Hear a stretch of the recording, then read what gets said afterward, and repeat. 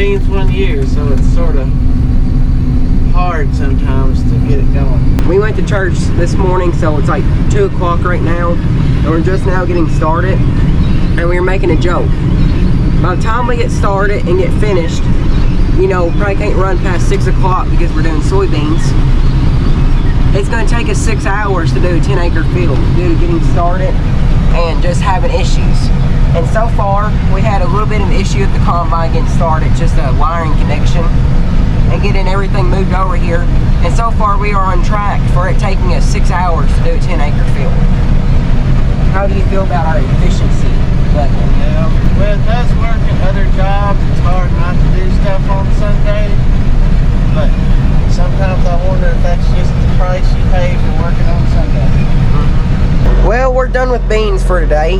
I guess it's time to go work the night shift with the bush hog and get some corn stalks bush hog.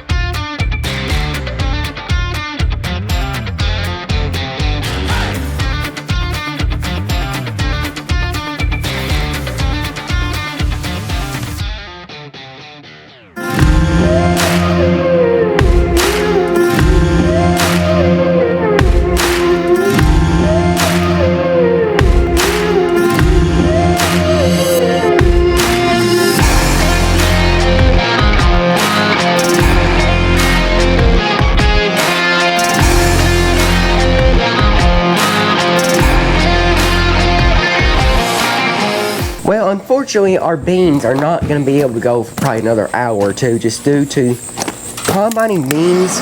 If after the moisture on the ground from the dew overnight gets on the beans soak that moisture in, and it's sort of like mowing wet grass. It's super hard on the combine, and it's super hard for the head to cut the beans.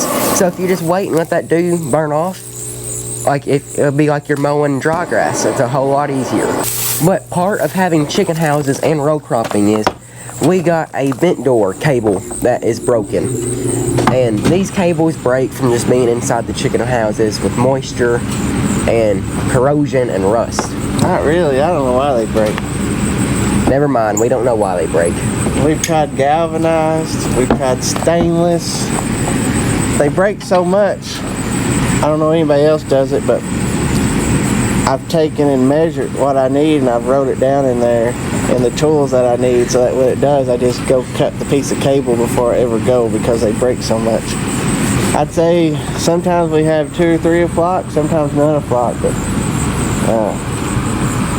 this time we're going to try rope.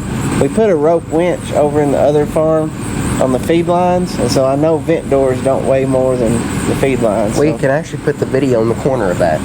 I guess we could, but we thought, hey, we got this extra rope, let's try it. We're experimenting. Yeah, and if anybody's tried different things on these vent machines, which you'll see it in just a second, leave a comment, let us know. Well, it's the same thing it's always been. So like our measurements were exactly on. It's not like we've done it 600 times. You can tell them. You probably got a lot of people that don't know what these are. So for the ones of you who don't know what this is, and you probably don't know what they are unless you've been inside chicken houses, you got a machine right there on the wall that runs a cable, and that cable runs through each door right here. These doors are 16 feet apart from that door right there to this one right there, and there are 96 of these things in one barn. This vent machine opens up the doors, and this is what controls your static pressure in the barn, so that when the fans kick on, these open up. Anybody see what's wrong? Just put some duct tape on it. It's supposed to look like this, but they go over this pulley, and for some reason, I mean, they pull apart. All it is a big spring, like a garage spring at the other end that's like 3 foot long, and that's all it pulls on. And these jokers, I guess it just where it works around that pulley, they'll finally, like I said, we've tried galvanized. We had stainless, but we went back to galvanized. That seems to work a little longer. I don't know what this one is. It looks like galvanized, but anyway, they all do it. This vent machine right here controls the pressure of your barn. So imagine taking a vacuum cleaner and sticking your finger over the end. You got a lot of pressure on there. And that's how this works with the fans kicking on if those doors are closed. So this thing opens up the doors, and if like taking your finger off the vacuum end, it eases up on the pressure and it lets air suck through. And that's sort of the same thing how this works. And that brings fresh air into the barns. There's another thing off the list. Now we can go combine, maybe. Oh wait, did I say we were going to combine? I meant we were coming back here to look at this fan that wasn't running. Why ain't it working? Well, it's plugged in and it's on. That's not good. Should we hit it with a hammer?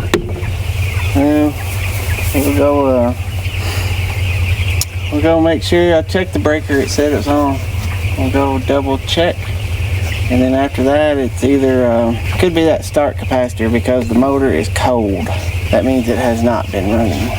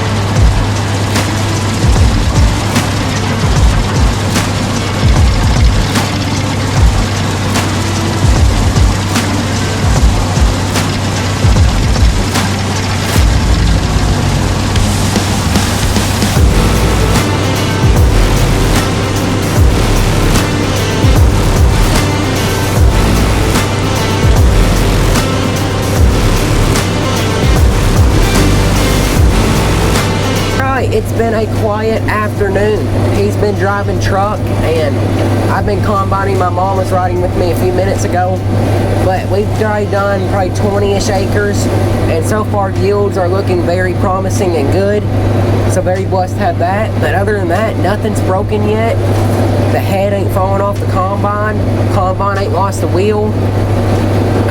Semi ain't snapped in half. I think we're having a pretty good day so far.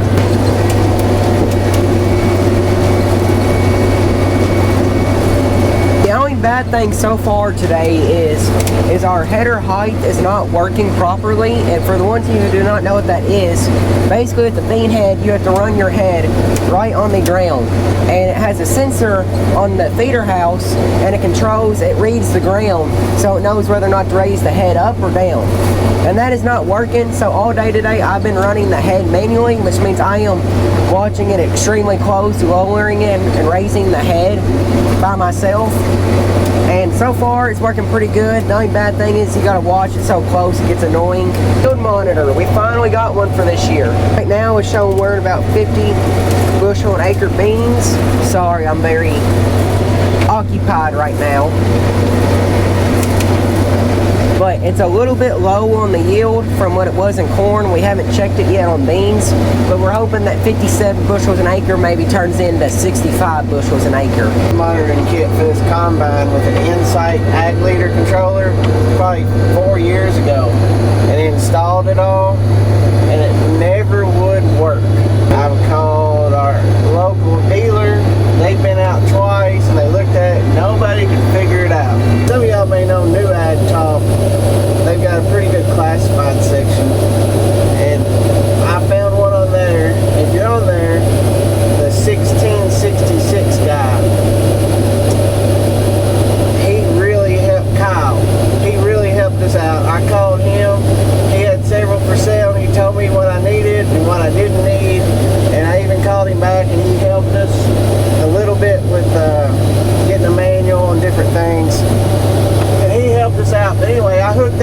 Integra monitor up, still didn't work.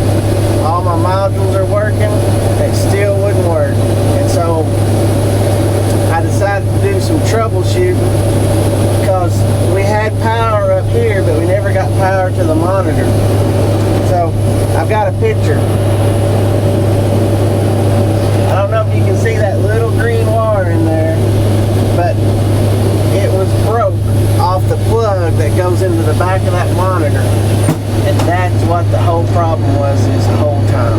And with him saying that, our old monitor that we had, if we knew that, it would have worked. And we wouldn't have had to buy the monitor we have now. But we couldn't get auto swap for the old monitor anymore. So we would have had to buy a new monitor anyway that had auto swap unlocked. So why not upgrade to better monitor? This is an Integra. The reason we did not calibrate our monitor, because we messed up. We messed up. Like, big time. This one's different than the Insight. And so I clicked on Harvest and we had all of our stuff and we tried to do grain calibration and we got our wagon out that to weigh it and our auger. I think you'll see that on the video, and did all that stuff.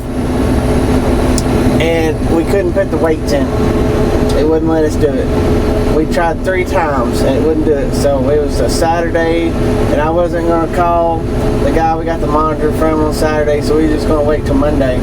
But when we got back to a different field doing beans, I clicked on something and put the field in and did something else, and guess what? That all appeared. We could put our weights in now. So that was our fault, but I'm not dragging all that stuff over here to do it. We can see the colored map and watch the yield go up and down. It's not the exact yield that it is, but it does give us an idea of the up and down of it. So we may calibrate it this year if a seed salesman brings out a trailer, but we're talking to you. Yeah, but we're not asking him to.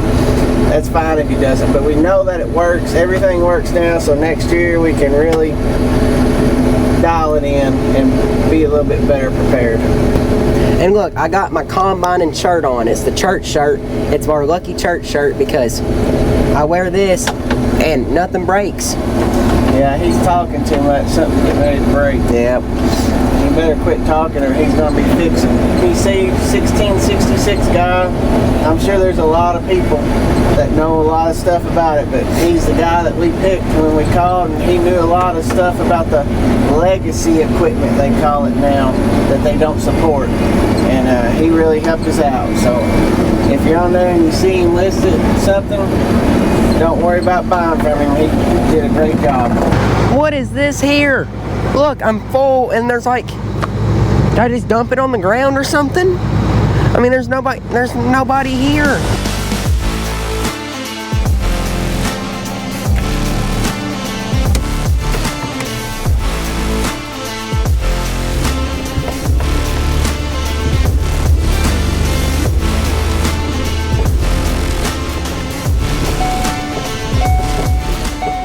Thank you guys for watching this video.